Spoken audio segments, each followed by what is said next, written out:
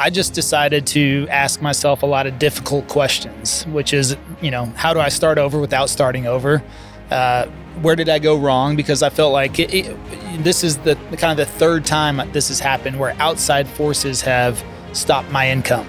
And so I said, okay, so clearly I'm doing something incorrectly, but what's the limiting factor? And what I realized is that it was me.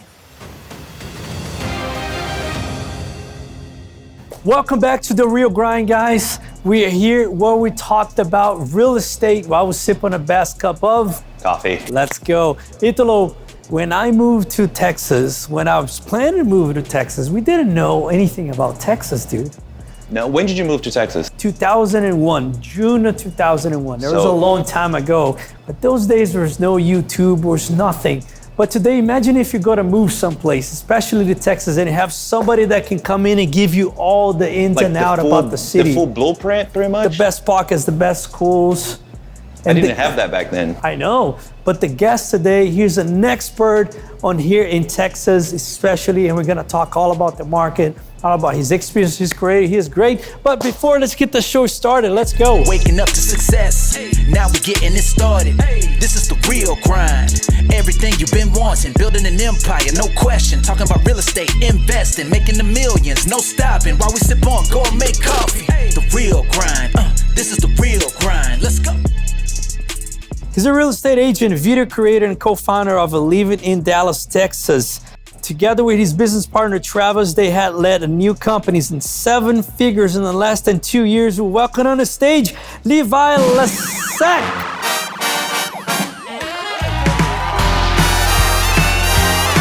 Brother, super excited that you're here, man. I don't mean to wear this guy here, and I've been wearing, you can see somewhere in here because I've been wearing it, man. One of the things I love supporting my friends, dude, the people that I love, I'm a big supporter. But brother, thank you for being on the show. I appreciate you. You're the new YouTube sensation here, man. Thanks. And brother, I want to start by asking about your beginnings a little bit, like where did you grew up and where did you go to school, and a little bit about Levi, a young Levi. Young Levi, kind of like young Sheldon, huh? Let's go, man. It's probably a mastermind behind that. Man, I actually grew up a couple hours south of Dallas, here in Stephenville, Texas. Okay. And if you're not milking cows or riding bulls, there's really not much else to do there. So it's a very, very small country town and is the dairy capital of the world. So literally, if you're not milking cows, there's also the rodeo champion breeding ground as well. So there's been more rodeo champions out of Stephenville, and it has the most dairy farms per capita. So if that's not your line of work, then not much else to do there.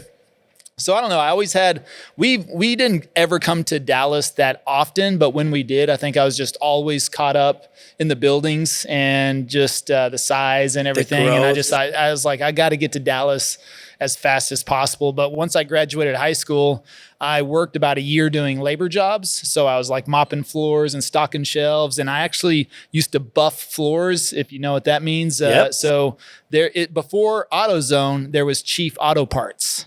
And so only the old people know what Chief Auto Parts was. Just like you know. So, and I cleaned the floors of Chief Auto Parts. And what's funny was that was in 1998, 99. And there was one Chief Auto Parts store in Frisco, Texas. And at the time, Frisco was nothing except for that Chief Auto Parts store. Really? Like Frisco it was just a bunch of farms. Yeah, it was all field, all cornfields, all farms. And I used to drive because I would drive sometimes from Stephenville. I would just come and work in Dallas. So I'd drive 2 hours to Dallas and then do my routes and everything. But I would work like 3 days a week. I consolidated all my routes. I used a Mapsco. So, like the actual book. You go to a page and when that road is like, go to page X. Those I remember. 83. I got to go to page 64 now to continue. Dude, you always need college education to maneuver to the map. Yeah, that's how I navigated Dallas. And then I had this big buffer, it's almost like a giant lawnmower type of thing. And so what most people don't know is that linoleum floors were always coated in wax. Okay. And they would always want to keep them shiny. So that's what I did for about a year, and I realized, okay. Was that your own business or you were? No, I did it for somebody else. Okay. Yeah. But I realized, I was like, I can't do this the rest of my life. And if I looked around the people in Stephenville. No offense to anybody in Stephenville, but you just don't really leave that town. And there's like one factory, so it's mostly minimum wage jobs. It's a college town.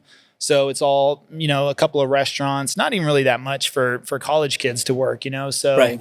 There's just, I would say, not a lot of opportunity, not the opportunity I was looking for. So I was like, I got to get to Dallas as fast as possible. And, but I had no money. So I was like, all right, well, it's 1999.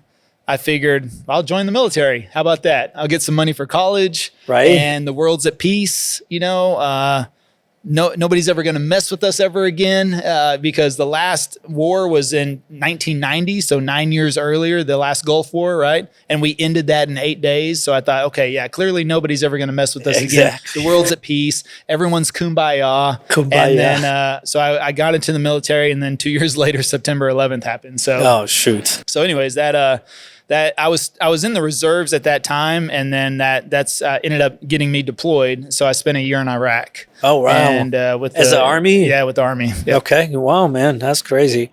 And when in Iraq, you lived there. How long do you? For 12 months. For 12 months in Iraq. Yep. Did you encounter anything exciting or not really? Too much. Too much. Yeah, it was. I was infantry. So I ran gun trucks, combat patrols, base camp security, and QRF, which is called Quick Reaction Force. Yeah. Which that's you respond. You're like first on scene for a lot of things too. So if you weren't in an incident yourself, if somebody else got into an incident, then we'd have to go and respond to that. Wow, I didn't know that, man. That's that. I didn't know that you went to. I knew you were military, but I didn't know that you went to Iraq. Yeah. All that. And yeah, it was it's a character building exercise. Yeah, that's what that is. I love the military, man. I can serve myself because when I was coming from Brazil and all that stuff, right? But I always wanted to be a military for some reason. I really appreciate it. But so after that, what happened? Well, the funny thing is that right before that, as I mentioned, I got into the military. I got out. I got into a sales job. I started selling gym memberships with this guy at Bally Total Fitness, and that's what really started my sales career. So Bally Total Fitness at that time was one of the top gyms in around 2001, and this guy recruited me, and I was like, okay, cool. And he taught me sales, and then he took me to like my first Brian Tracy event. So that was the first time I was ever exposed to self-help or self-development or somebody that taught sales. And I started to just become an avid learner of sales. I just thought I never really had much direction about where I wanted to go in my life. But when I locked into sales, I was just naturally good at that. But also as I started to study and learn, then I started to get really, really good at that. And then the funny thing was in 2002, he got licensed in real estate, and he wanted me to become an agent at that time in 2002. And I was like, I don't really want to be a real estate agent. And so I continued, in my sales career for about 2 more years until 2004. And then I decided, I was like, okay, I'm going to give this real estate thing a try. And I got licensed, but I only had my license for 1 week whenever I got the call to get deployed. So whenever they reactivated me, because I was still in the reserves at that time, and they said, nope, we're going to deploy you in 4 days. So report to Fort Hood, holy shit, say your goodbyes, and then I was gone for a total of 18 months. So we had to go down to Fort Hood and do 6 months of prep training before spending a year in Iraq. So I came home in 2006. And then from there, I got back into sales. I actually went into cell phone sales. And then that led to pharmaceutical sales. And then I started my first company and doing financial services. And so that led me up until about 2020, until the world shut down, right? So my financial services business, I was working with teachers on retirement planning. So it was really lucrative because I worked like 9 months of the year. I took the other 3 months off. Yeah. And I had a teacher schedule, but I had like 5 times the teacher's income. So I was living a very nice life as far as, making multiple 6 figures and then traveling the world. I went to 24 countries inside of 3 years. And then, and then everything shut down 2020. So because I worked with teachers at the schools, I would meet with them and that I couldn't meet with anybody anymore. So and that it was kind of an education of retirement or for So teachers they're all part of a state pension plan. Yeah, but what they never really understood was that wasn't going to pay them 100% of their income when they retired. So my job was to kind of help them close the gap, and they had no idea about retirement plans, 403bs. 403bs are the 401ks, but for the teacher industry. So kind of the same difference. And most of them, 99% of the time, they didn't even know what a 403b was. They just knew they couldn't invest in a 401k because they're a teacher, but like nobody told them, well, you have a 403b as an alternative. It was just bizarre. So, but it was great because I felt like I was doing something very noble, helping them close the gap. And I would do simple calculations. Okay, you've got, 15 years left till retirement. You're only going to get 55% of your pension. So we got to close 45%. How do we do that? What do we invest each year, each month to each year over the next 15 years? And so we'd give them a little roadmap, and then get them started on retirement and investing. And so it was really cool. Right. And, but yeah, once everything shut down in 2020. And that's where the time that you restate your real estate license and got to this business? Well, yeah, because during 2020, I was sitting there during that summer at home, like most people, right? And I decided not to watch Tiger King. I decided to do some research. Yeah. You're one of a field, right? Well, I was 41 years old at that time. And at 41 years old, I just felt like my world came to a screeching halt. Yeah. And I'm sitting there going, okay, I'm 41. Like, how do I start over without starting over? Like, what am I going to do? Right. There was 30 million layoffs in the U.S., so I'm not going to get a job. I didn't want a job, but I also that wasn't an option because nobody was hiring, right? Everybody was laying off. And it was uncertainty in so many ways. And what business do you start in the middle of a pandemic? Unless I wanted to be a toilet paper salesperson, I probably could have done that. And the real estate market at the time, like, weird way, it was blooming, right? It was like picking up in the beginning. I don't know. I wasn't really watching real estate because that wasn't what I was thinking about doing. Yeah. So I wasn't really keeping an eye on that market. But my friend Michael, who, got me licensed in 2004, and which, by the way, whenever I was deployed and everything, my license expired and I just never renewed it. So I had a dormant license, you could say, for 15 years. Yeah. And so he's coming back to me and he's like, hey, dude, now's the time to get into real estate. He's like, I'm telling you, you need to get into real estate. And he's always just believed in me. He knows my character. He knows my work ethic. He knows how I take on projects. Yeah. So he knows whatever I put my mind to, I can accomplish. But I just never really wanted to be a real estate agent. So I was like, okay, cool. Well, let me think about that. I said, if I don't want to be an agent, I'd rather be an investor. So this is what's going through my head. Literally during the summer of 2020, I'm like, okay, I'd rather be an investor. I had up to 7 rentals at one time, single family homes.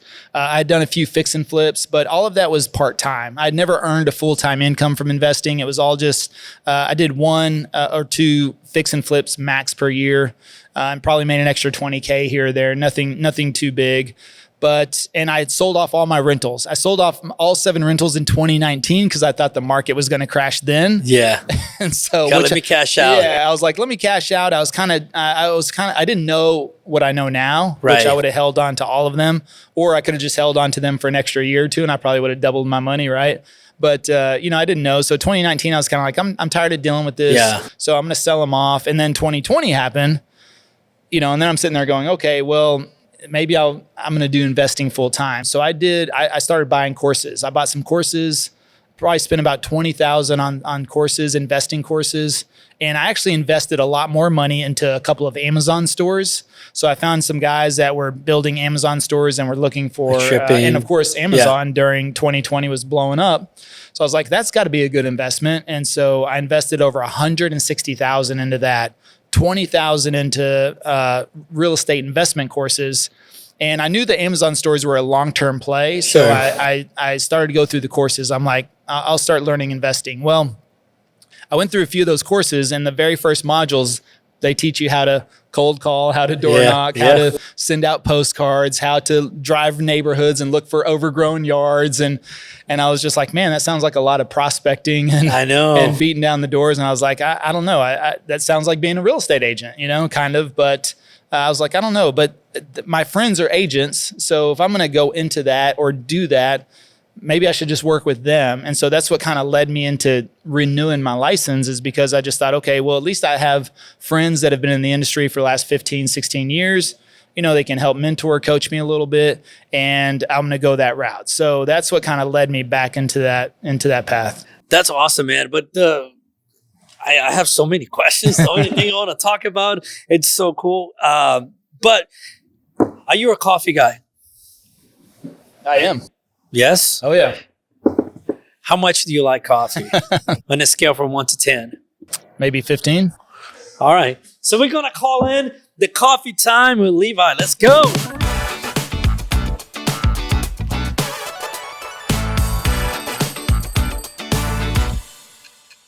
Wow.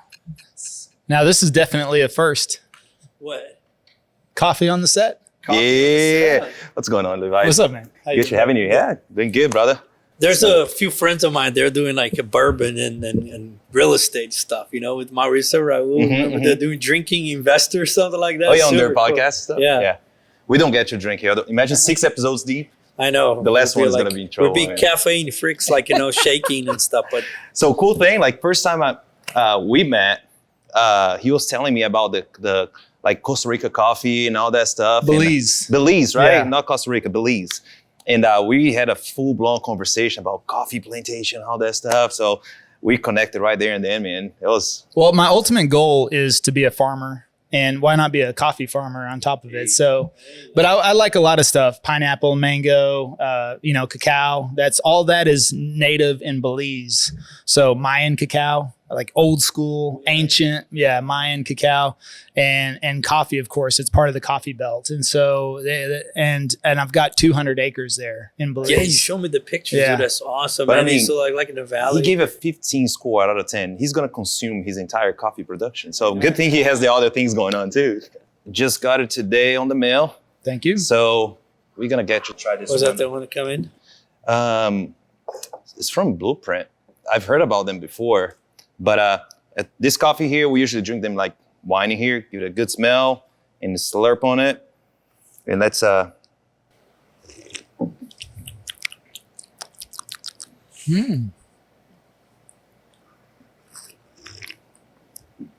This is a really interesting citrus on it.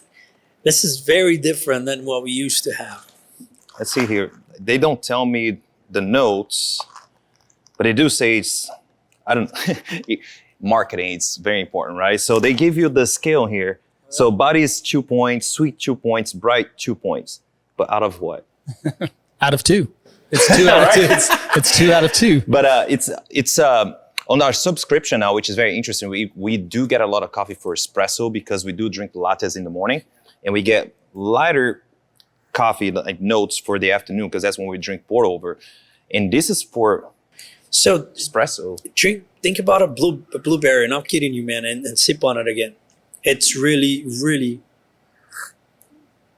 really close to very fruity.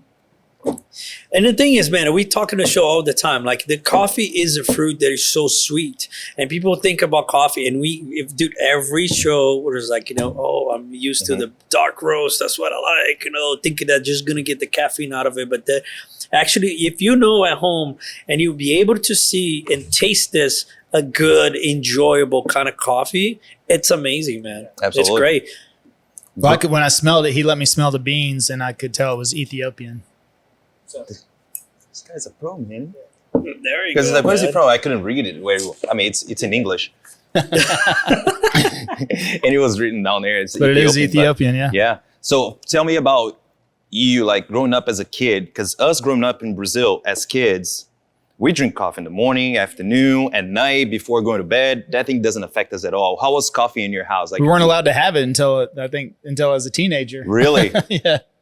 How crazy I grew up in right? a very, I would say, structured environment. Some would say strict, but I would say structured to where, there was a lot of rules. So whenever your parents were out, did you like sneak out and have coffee on your own? Like, did you try? I don't think kids will go for that stuff. No, I don't know, man. I went to the liquor cabinet. That's right. Yeah. That's awesome. So in a I scale definitely never tried to sneak coffee. Okay, in a scale from 2 to 2, I'm kidding. From 1 to 10, like what you like this coffee? Let's grade it. I'll give it It's very different from what I used to. So I would give it actually a 7.5. I like it. I mean, for me, I would go a little higher, like 8.5 per se, because I can see this coffee being good for pour over, but it's made to make espresso. So it's a very I would like to. I was actually expecting an espresso shot. Do you want espresso shot? I'll pull espresso shot. Oh, yeah, for sure. Pull espresso shot. Then I can tell you. I'm gonna pull the true rating. Okay, no, I'll do it different. I have one coffee in there. It's special. The machine is dialed in for that coffee. I'm gonna get you to drink one of those espressos. Oh, that one is good. Yeah, it's like a nectar. Good deal. I want to hear more of your story, man. Oh, she got one. Okay. She got the first one right there. Right. So she got to try it first because I was like, "Do you drink coffee?" She's like, "I'm Brazilian." I was like, "My bad," because we do drink a lot of coffee. But dude, thank you so much for having you here. Before you go, I actually have one for you as well. But all right. So nice. whenever you're drinking your coffee at home, it's not gonna be on little mugs with the real grind. So nice. You get one of those fancy schmancy, the real grind mugs, and I definitely want to hear more of your story, brother. I like it. Thank you so much for sharing. Yep. Let's I'll go. talk to you in a bit. Welcome to Empire Living Solutions. This is a brand new business that we come out of a solution for a problem that we had. We're being struggling with buying material and goods for our apartment renovations. After 5 properties, over 750 units, we have a lot of turns. So by buying directly and forming our own brand to buy directly overseas and going to manufacturers and testing products, and after all these years, we mastered and crafted these products, and now it's available to you, syndicator, operator, property management, or even if you do flips or developing new construction, anything, we have solutions for you to save on cost of material and have a one-stop shop so you can run your properties to the max performance. Mr. Levi, man, this coffee is good. All right, so, well, you have, because I relate sales, people that actually does good in sales, they become like good entrepreneurs because the core of any businesses, man, is sales. Obviously, the marketing for marketing, but sales and overall. So how was the turn point that I was like, okay, I'm going to make this as a business now? And second question is like, how did the brand on YouTube started it? Because I know you're big about that, to talk about the YouTube and all this stuff. So how did that start? I mean, it's a great question. So what I was doing was looking at my life over 2020. Again, at 41 years old, when your business and I would say your life, your income just comes to a halt. I just decided to ask myself a lot of difficult questions, which is, how do I start over without starting over? Where did I go wrong? Because I felt like this is the kind of the third time this has happened where outside forces have stopped my income. And so I said, okay, so clearly I'm doing something incorrectly, but what's the limiting factor? And what I realized is that it was me. And what I had done was I had always been the best salesperson, but I was always the best belly to belly salesperson, the best in-person salesperson. Guess what? That it always took me to have that conversation with that person. And ultimately, every time I went home at the end of the day, my business stopped, really, right? I mean, my income stopped. It only happened during the day whenever I was generating sales. And whenever I started the next day, I felt like I was starting back over again. But then you have something like, a pandemic happen, or before, whenever I was deployed, or I'd also gotten really sick in my life as well. And that took me out from a physical standpoint. Every single time I was removed, my income stopped. So that was just something that I said, okay, I can't let that happen ever again. I don't want to be in a position to where everything is dependent upon me. And I think a lot of people say things like, well, if I want it done right, then I'll have to do it myself. Or I can't afford to hire somebody, or nobody will ever do it as good as me. But and you know what? That may be the case. But if you don't hire somebody, well, then you'll never be able to scale and grow. And you know what? Maybe people won't be able to do it as good as you, but if they can do it 60 or 70 or 80% as good as you, well, then you've just, added, 80% to your level of output. Is 80% of help that you can do by yourself? Yeah. And if you add another person, you just added 160% of what you can do. So even if you find 2 people at 70 or 80%, that's still more of what you can do. So I just started to think, okay, well, I've got to leverage myself. I was a great salesperson, but I never really went after marketing. And marketing is definitely casting a bigger net. And then also I started to really study and understand digital marketing and online marketing. And I just thought, okay, I don't want to sell one-to-one anymore. I want to sell one-to-many and do that. But also as I moved into real estate, I was actually scared to death of doing that. Number one, of starting over. Number two, I know there's a high failure rate as real estate agents whenever they get into the business. A lot. And number three, like, how do they generate business? They cold call, they door knock, they bug their friends and family. They make the old Facebook post, right? Hey, by the way, I'm a real estate agent now. And everybody, here's one more. Yeah, make sure you call me to buy, sell, or invest. And you're like, wait a second, weren't you a financial services guy like 2 weeks ago, So I didn't want to do any of that. And so that caused me to start thinking differently and start looking outside of the box. Plus, in the middle of 2020, it's not like there was networking events going on. Nope. Nobody was out and about. Nobody was shaking hands, going to, no community events. So you're definitely not going door knocking. So already lead generation was limited by itself. So I said, okay, if I'm going to attract business, and that's the word that really got stuck in my head was attraction. I kept thinking attracting business. Is there a way to attract business? Because how do I establish a brand in Dallas where, some of the best brokers and agents have been embedded for the last 5, 10, 15, 20 years? Like, how do I just step onto the scene and make any impact or take a little slice of the pie, right? How can I do that? And so I figured, well, if I'm going to attract business and everybody's at home right now on their phones anyways, or on their TVs, then probably social is going to be the best way to do that. And I never had a social presence. So I had about 300 Instagram followers at the time. And I'd opened my Instagram in 2011, just because everybody else did, right, at that time. So 300 followers over the last 10 years. And I didn't have a lot of people on Facebook. I didn't have any YouTube presence. So I was like, okay, well, if I'm going to do that, how do I attract business? And so I just started researching the platforms. I looked at Facebook, Instagram, TikTok first, because that's where everybody was talking about those platforms and attracting business. Especially TikTok was the new thing at the time. Yeah, TikTok was brand new. Every agent was waking up with 10,000 followers. They'd go to sleep and then their silly video, their pointy video would go viral, right? Which loan should you get? And they just point to a bunch of little captions. And I was like, I don't really want to do that. I don't know. The short form platforms didn't really fit. I didn't feel like it fit me or my personality. Sure. And I was kind of like, I don't know, that's not me. YouTube was really the last choice. And when I started to really dig into YouTube, I was like, okay, well, last option, right? And I started to dig into that. And then what I learned is that YouTube's a search engine, not a social media platform.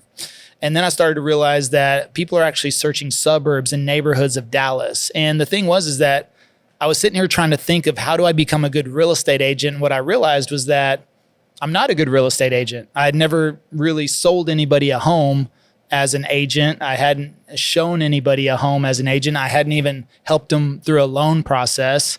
But I've been in Dallas for the last 20 years. I know Dallas. I know the areas. I know the neighborhoods. I know the suburbs. I've lived here. Frisco bloom, like you said. I remember when Frisco was just a cheap auto parts store. A tollway would end right at Spring Creek 20 years ago. I've been up and down these streets, 100,000 times, right? And so I thought, okay, well, I don't know how to be a good agent, but I do know Dallas. And if people are searching neighborhoods and suburbs of Dallas, maybe I can just talk about the neighborhoods in the suburbs of Dallas and what's it like to move here and what's it like to live. And so I started to research more of that content, and then I just built out a business plan.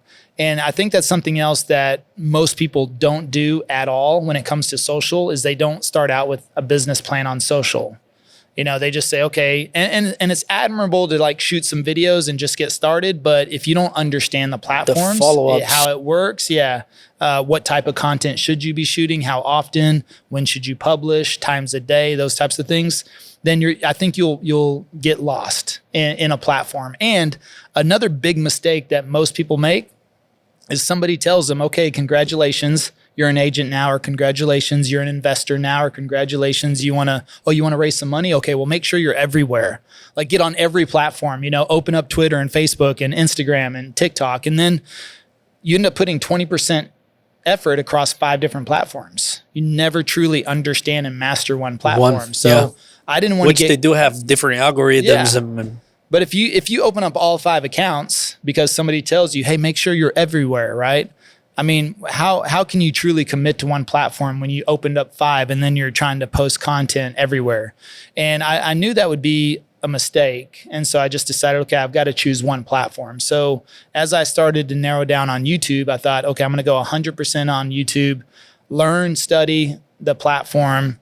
And if I ever feel like I get comfortable or start to master that platform, it'll be a lot easier to branch out to other socials after that. So I just deep dove into YouTube, everything I could absolutely learn. I call that hyper learning, which I believe you can hyper learn any subject in 60 days with all the information that's out there right now on the internet with vlogs and blogs and YouTube and Google and Amazon. I mean, books. I mean, just whatever you want to learn, type it into Amazon search bar, and I promise you 50 books will pop up at a minimum. 100%. And yeah, you can buy 5 or 10 of those books. And if you read 5 books on one subject, you'll likely be more proficient than 99% of the people that proclaim to be in that subject. So I just looked at YouTube marketing. I bought 10 different books on YouTube marketing. I started watching every YouTube video I could on YouTube marketing. I started reading blogs, watching content as much as possible. And I just studied the platform for 2 months and then built out a business plan and then said, okay. So before doing any video, anything, you're just like searching, researching. I researched the platform for 2 solid months. That's amazing, man. And that's key. I want to make a comment on that because, everything that a lot of people put out is without any strategy, without anything. It's just like, let's just see what sticks, right? And I even have a saying sometimes that I was like, underwrite your life. Starting with your life or where you want to be in the next 5 years, or have a plan. But importance of, and I think it's great because Google is the owner of YouTube, right? And it's a search engine there. When people search moving to Dallas, Texas, you know what I'm saying? A bunch of videos pop up. That's very cool, man. It's very, very amazing how you thought this out from the beginning to the end. That's really cool. And then after that, start getting traction on the YouTube. It's like, what was the first video all about? What was your first video online, and how did you start getting traction? Or as soon as you start posting, you already saw a lot of traction?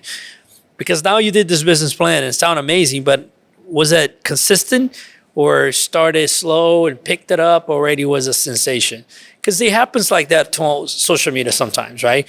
People post something up. Sometimes it is, but how was that? I think YouTube's a longer play. I mean, it's definitely a long-term strategy. And so studied the platform for 2 months, and then I filmed for a month before ever publishing. So that's another strategy, is that I understood in my research that consistency was key. And what I didn't want to do is, film one video and then get all excited and publish that video, and then all of a sudden something happens, right? And I think that's where a lot of people get stuck on social too, is they put out that first video or they film something, they're like, okay, cool, I'm gonna publish that. Again, no strategy.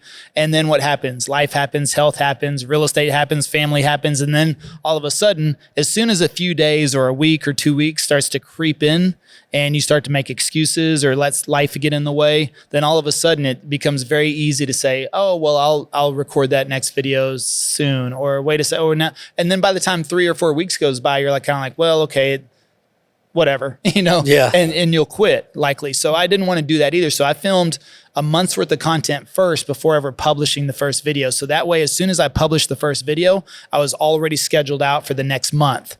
And that gives me a lot of breathing room. First of all, it relieves pressure, right? Because I know I've got videos going out for the next month. Number 2, it allows me to start working on the next month's worth of videos. So if I film another month's worth of content in that month, by the time that last video publishes, I'll have another month's worth of content to publish. So for me, it was always a goal to stay a month ahead on my content. And then that way, if something came up, something happened, I wasn't able to film 1 week, then I was still 3 weeks ahead, And if something really came up, and then I would still be 2 weeks ahead. So I always had a little bit of buffer, and I filmed 3 videos a week for the first 2 years without ever missing a week. That's awesome, man. And going back to your question, as far as when did the traction happen. I got the first phone call after 30 days. Really? So within 30 days, I only had 48 subscribers, and the first phone call came in, and it was $1 million client. Wow. And what they didn't ask is they didn't ask, how long have I been in the business? How many homes have I sold? What brokerage am I with? Am I a top producer? And I was none of those things. And I hadn't even sold a home. But he said, I saw that video on a particular neighborhood that you made. We found it very helpful. That's a neighborhood we want to move to. So we thought, why not give you a call? So they just extracted value from the video. They weren't looking at my subscriber count. They weren't looking that it was a month-old channel. They didn't ask me my credentials. They found value in the content. And so he called me. And so most agents will not work with $1 million client sometimes for years, if ever, right. And here it was the very first call. And so that was the first call, but he didn't contract on anything, and it took 90 days to get the first deal under contract. Around the 120-day mark, closed the very first 2 deals from YouTube, and that was worth about $30,000 in commissions. Yeah. That's amazing, dude. Because, a lot of people say, oh, why do I waste the time and put it in? And I see a lot of your content online. You really try to help the other real estate investors, man, hey, this is a niche here. You guys should be doing this, and stuff. And so do you have I know that you wrote a book, and talk about this book a little bit. Yeah, so we have a education company, a coaching company, and so we teach other real estate agents and entrepreneurs how to do this, how to build out a lead generating passive prospecting YouTube channel. And so it doesn't matter if you're a plumber, electrician, multifamily investor, whatever your business is. If you follow the steps in that book, it shows you how to create a YouTube channel that can create leads ad-free. No advertising budget. So we've done this all organically through YouTube, and it's just a matter of creating the right content, optimizing the videos, getting found in search, and then you can monetize off platform. So as I started my multifamily investment journey, I started to create content around multifamily. And within a couple of videos, I'd already built up a significant list and was able to raise, a lot of money on the last deal just by emailing my list from the content I made on the videos. So again, that was just simple. If that's what I was using doing the same strategy, same thing that you use for the finding deals and finding investors, because this is one of the most difficult things on a multifamily side is to find, find capital, right? And you did that. You're doing this through YouTube platforms. Yeah, so I just I started to create videos on the deals that we had already closed on, because of course, according to regulations or rules, then, of course. Depending on what it is, whether or not you can make videos on what you're actively raising on. So I just waited. Again, patience. Waited for a couple of deals to close, and then went back and walked those properties, did some Zooms, and walked the properties so people could see firsthand what was going on. Then jumped on Zoom with one of the GPs, talked through all the numbers, and then at the end of the video, I simply say, and guess what?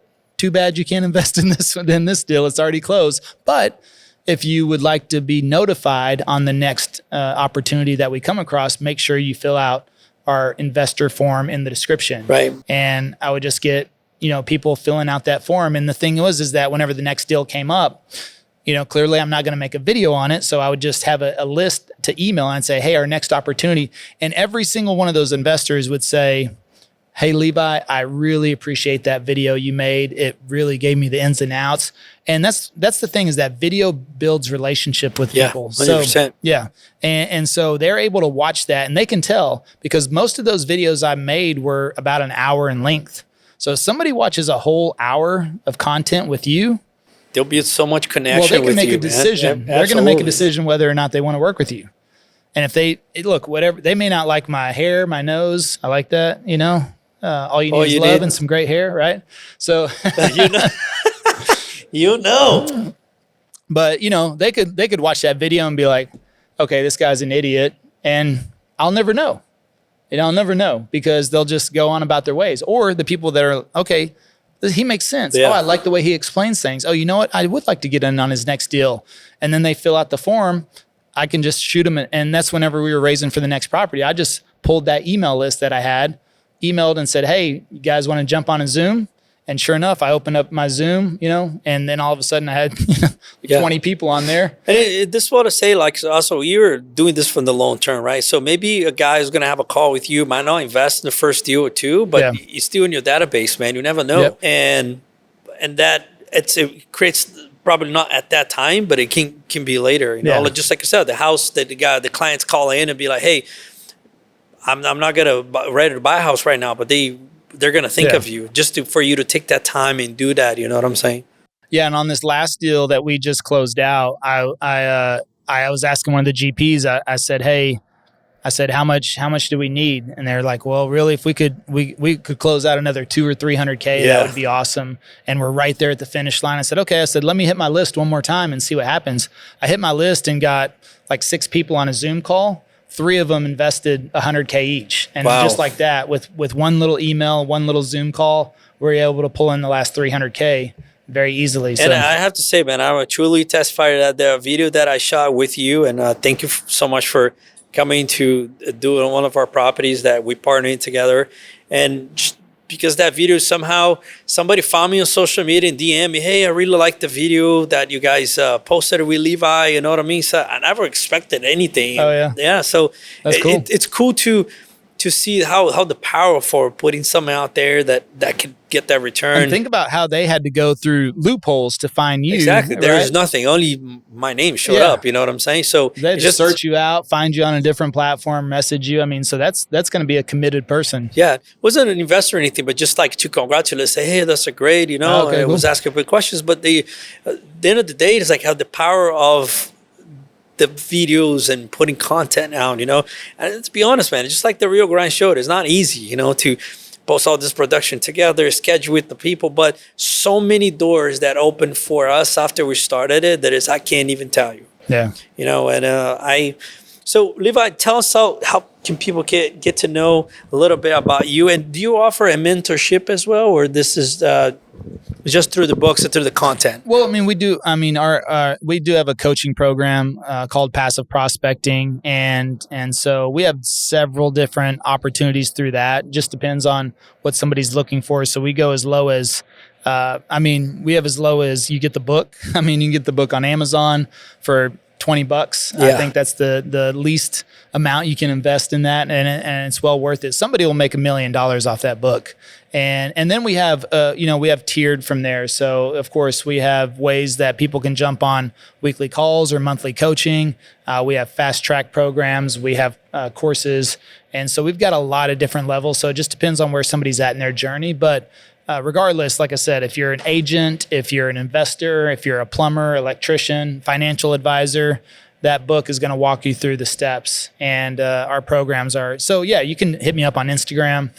We talk about all this YouTube. I'm like, yeah, hit me up on Instagram. But Instagram is more of like my personal way to reach out. Yeah, Levi Lascsak, and should be the only Levi Lascsak out there.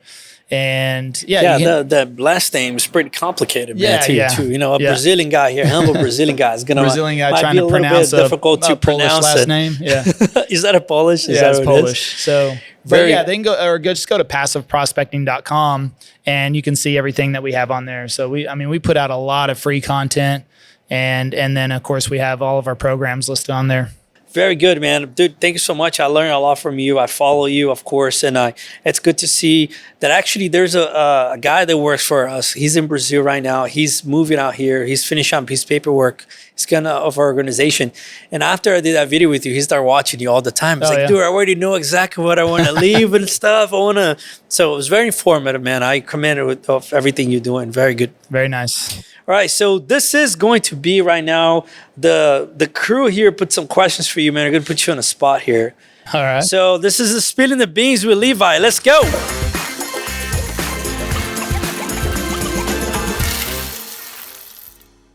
Cowboys or Eagles? Cowboys.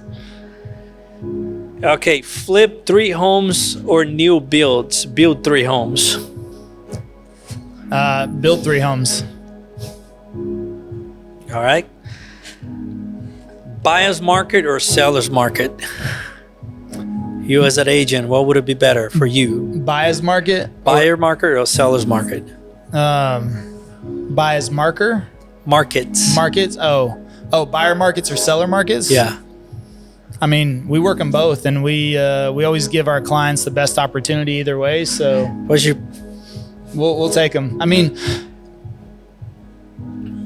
yeah, we like them both. Gotcha.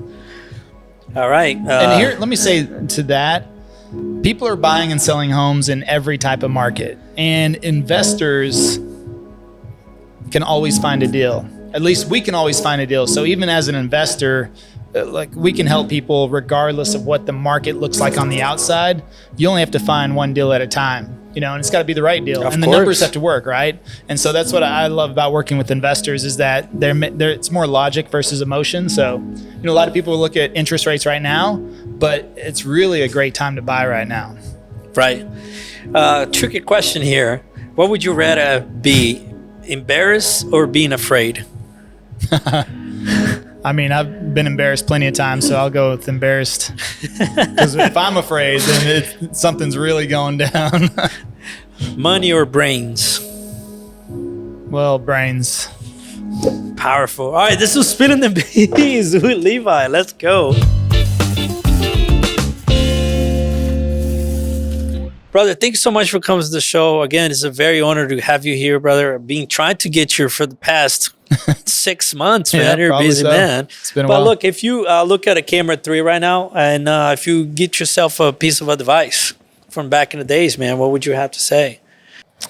Man, piece of advice for back in the day. I don't really regret.